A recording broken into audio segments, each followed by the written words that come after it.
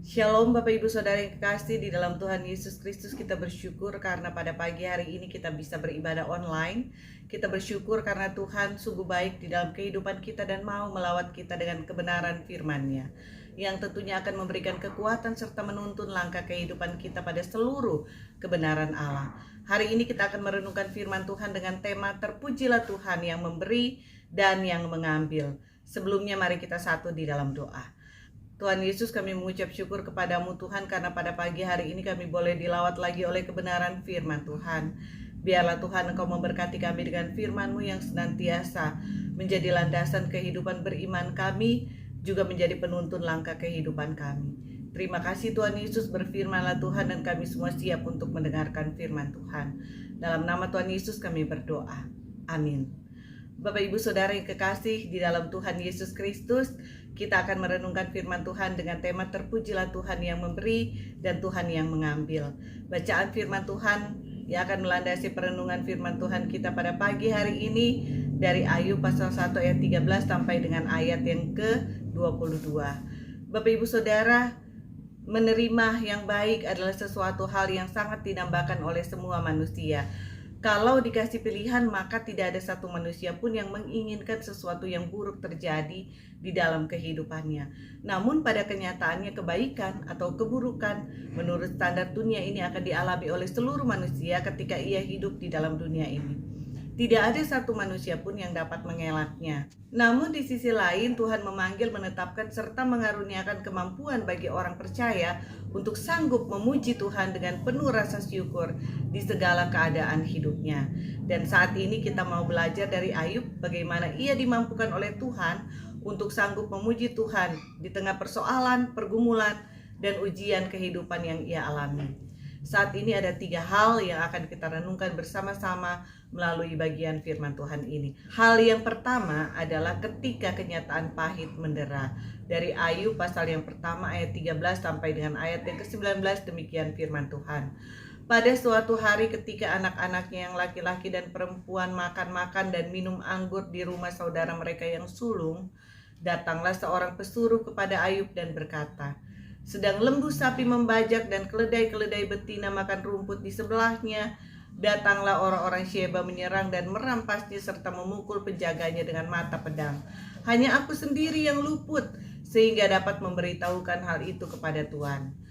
Ayat yang ke-16, sementara orang itu berbicara, datanglah orang lain dan berkata, api telah menyambar dari langit dan membakar serta memakan habis kambing domba dan penjaga-penjaga.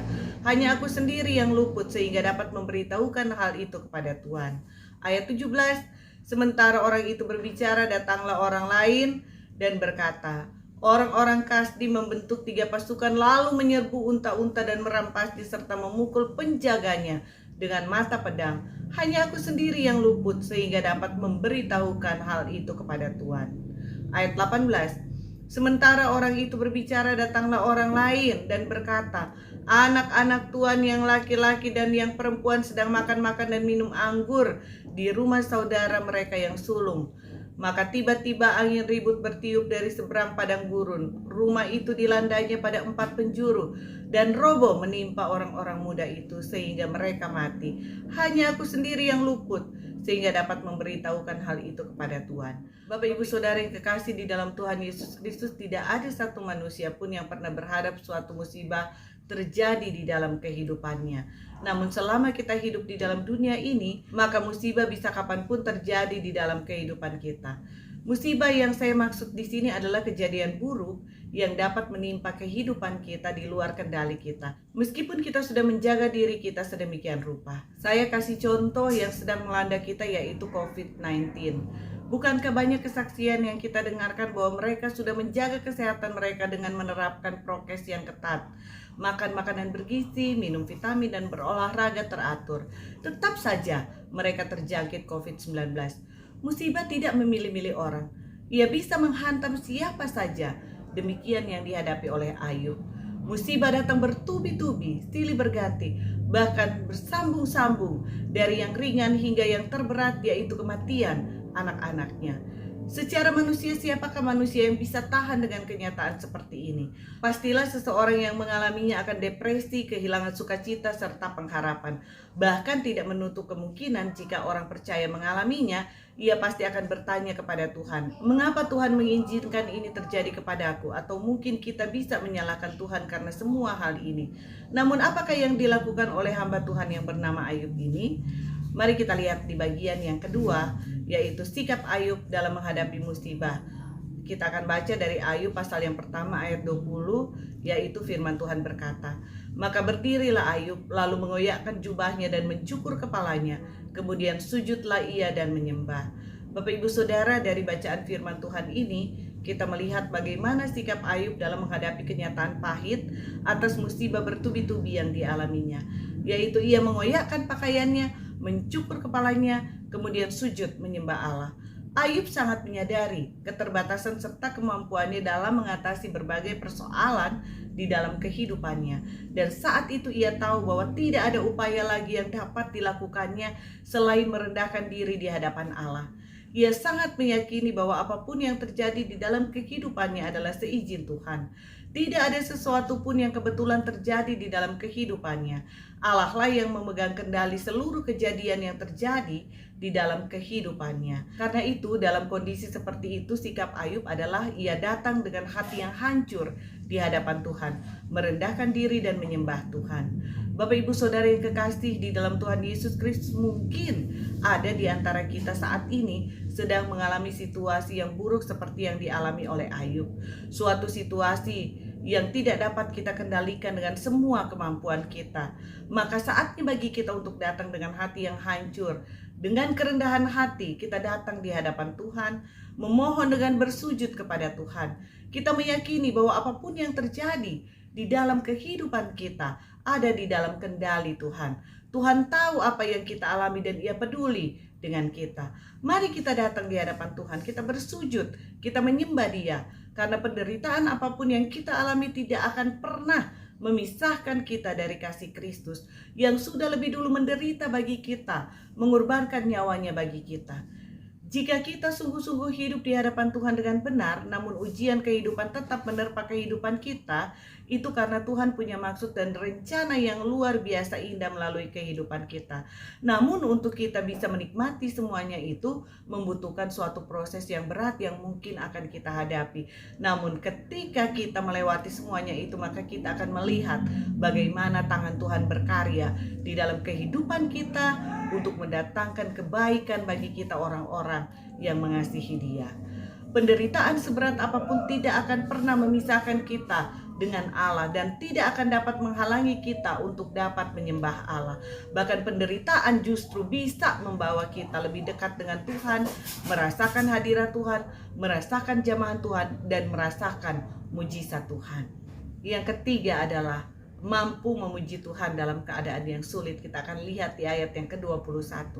Ayub berkata, "Dengan telanjang aku keluar dari kandungan ibuku, dengan telanjang juga aku akan kembali ke dalamnya. Tuhan yang memberi, Tuhan yang mengambil, terpujilah nama Tuhan." Bapak Ibu Saudara yang kekasih di dalam Tuhan Yesus Kristus, kenyataan hidup yang pahit serta musibah yang datang mendera tidak akan pernah menghapus kerinduan seorang percaya untuk memuji Tuhan. Karena memuji Tuhan merupakan suatu panggilan serta karunia yang diberikan Tuhan kepada orang percaya. Dalam situasi dan kondisi apapun, seorang percaya akan sanggup memuji Tuhan, seperti yang dilakukan oleh hamba Tuhan Ayub.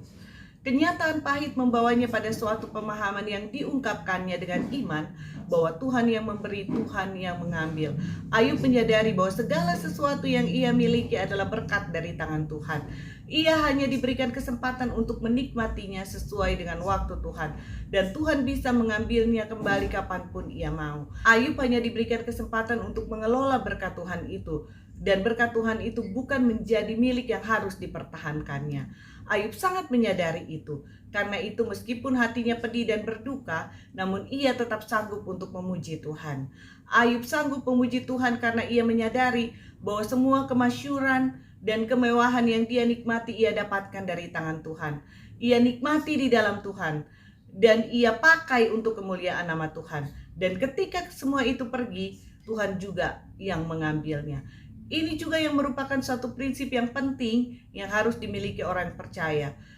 Kita harus memastikan kepada diri kita sendiri dan orang-orang terdekat dengan kita bahwa apapun yang kita miliki selama kita hidup di dunia ini adalah titipan Tuhan, bukan milik kita. Kita hanya dipercayakan Tuhan untuk mengelola. Karena itu kita harus menjadi pengelola yang baik dari semua karunia Tuhan yang kita terima. Kita harus bertanggung jawab di hadapan Tuhan dan memakainya untuk hormat dan kemuliaan nama Tuhan. Dan kalau tiba saat Tuhan untuk mengambilnya dari kita, maka kita juga harus rela melepaskannya. Meskipun itu sulit, meskipun itu sakit. Kalau kita kehilangan sesuatu dari hidup kita, maka pastikanlah bahwa Tuhan yang mengambilnya kembali dan bukan kuasa si jahat. Ada banyak orang yang menerima karunia yang baik dari Tuhan, namun ia memakainya, ia mengelolanya bukan untuk kemuliaan Tuhan, dan akhirnya iblis mencurinya darinya. Kita harus memastikan bahwa semua yang kita miliki adalah dari Tuhan. Kita gunakan untuk kemuliaan Tuhan, dan kalau waktu Tuhan tiba bagi kita, maka Tuhan jualah yang mengambilnya dari kita. Dengan demikian, maka kita akan sanggup mengucap syukur dan menyembah Tuhan di dalam segala keadaan kehidupan kita. Kiranya firman Tuhan ini memberkati kita sekalian dalam kita mengiring Tuhan. Apapun yang menimpa kehidupan kita, marilah kita meyakini bahwa apa yang Tuhan buat itu adalah baik adanya. Kita menyembah Tuhan karena semua perbuatannya bagi kita. Dan mari kita pastikan bahwa kita hidup adalah bagi Tuhan dan bagi kemuliaannya. Sehingga sukacita kita bukan bergantung dari dunia ini, tetapi kita sanggup memuji Tuhan dalam segala keadaan kehidupan kita. Tuhan Yesus memberkati kita. Mari kita satu di dalam doa. Allah Bapa kami yang bertahta di dalam kerajaan surga, kami mengucap syukur Tuhan untuk firman Tuhan yang menguatkan kami, yaitu bagaimana kami sebagai orang percaya menghadapi berbagai musibah atau kepahitan hidup yang harus kami alami. Mungkin ketika kami mengalami itu semua Tuhan, kami berduka cita Tuhan, kami sedih Tuhan. Bahkan kami mungkin pernah mempertanyakan mengapa Tuhan mengizinkan semua ini terjadi di dalam kehidupan kami. Tetapi biarlah melalui firman Tuhan ini Tuhan, kami boleh diperteguh iman percaya kami kepadamu Tuhan, bahwa apapun yang Tuhan buat di dalam kehidupan kami itu adalah baik adanya. Dan kami mau menerima itu semua dari tangan Tuhan. Kami mau menjalani semua itu bersama-sama dengan Tuhan, sehingga di dalam kehidupan kami ini terus ada ucapan syukur, terus kami boleh memuji Tuhan dalam segala keadaan, dan juga Tuhan kami boleh menyembah Tuhan.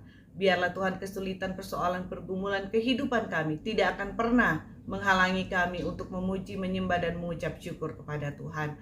Terima kasih Tuhan Yesus, terima kasih Tuhan, kami menyerahkan hidup kami sepenuhnya dalam tangan Tuhan ya. Amin.